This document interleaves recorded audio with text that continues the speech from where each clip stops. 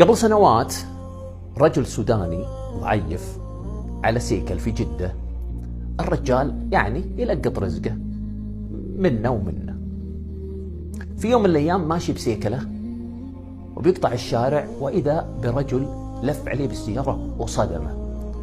الصدمة ما كانت قوية، يعني صدمه ثم سقط هذا السوداني على الأرض، يعني رجل في منتصف العمر في الخمسينات كذا.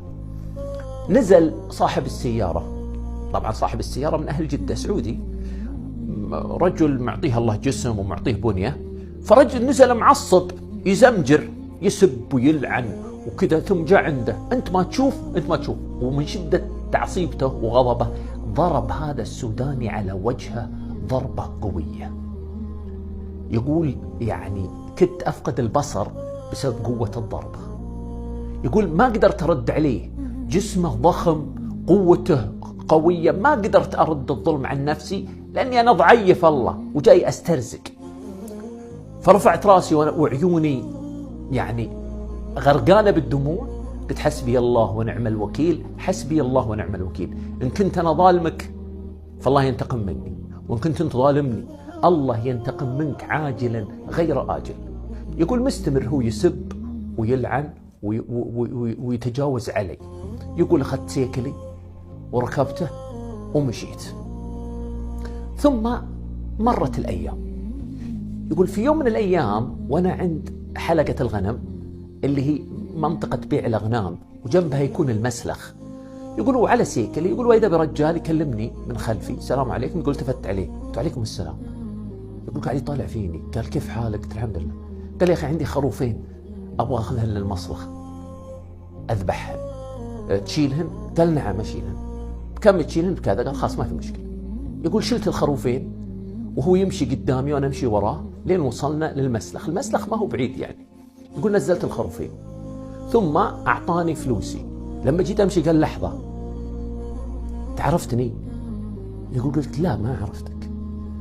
قال أنا اللي قبل شهور صدمتك في المكان الفلاني وسبيتك ولعنتك وضربتك على وجهك ضربة قوية، وانت كنت تدعي علي. تدري أنا لي قعدت 15 يوم أهيم في شوارع جدة أدورك؟ قال له ليه؟ قال تدري بعد يوم من دعائك علي لما قلت عاجلا غير آجل، تدري بعد يوم حصل لي حادث مع عيالي وماتوا 2 من عيالي، وفقدت السيارة وخسرت خسارة عظيمة بعيالي اللي ماتوا. يا ليتك رفعت الموضوع للشرطة، يا ليتك رفعت الموضوع للقضاء، يا ليتك رفعت الموضوع للحكومة تأخذ حقك مني. الحين أنا طالبك طلبة، أرجوك أحب راسك، أقبل أقدامك، سامحني، أرجوك سامحني. إن بغيت تضربني اضربني بأي وسيلة تبغاها، أرجوك حللني. وإذا كانت هذه عقوبة الدنيا من الله سبحانه وتعالى، أجل كيف عقوبة الآخرة؟ شيء شفته بعيني. يقول لما شفته بهذا الحال قلت الله يسامحك، الله يسامحك. أنا كنت مغبون، كنت مقهور، مشيت ذاك اليوم وأنا أحس بالظلم، لكني كنت أكرر حسبي الله ونعم الوكيل، يا رب حقي عاجلا غير آجل.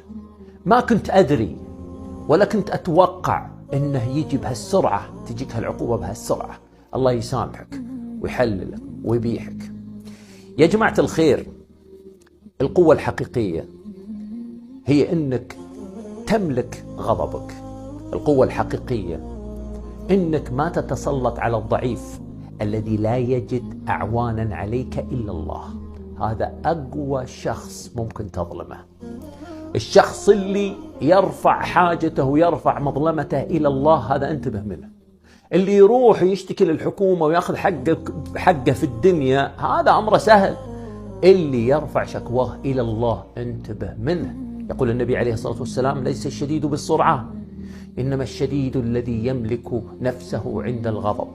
ويقول عليه الصلاة والسلام، يقول الله عن دعوة المظلوم وعزتي وجلالي لأنصرنك ولو بعد حين.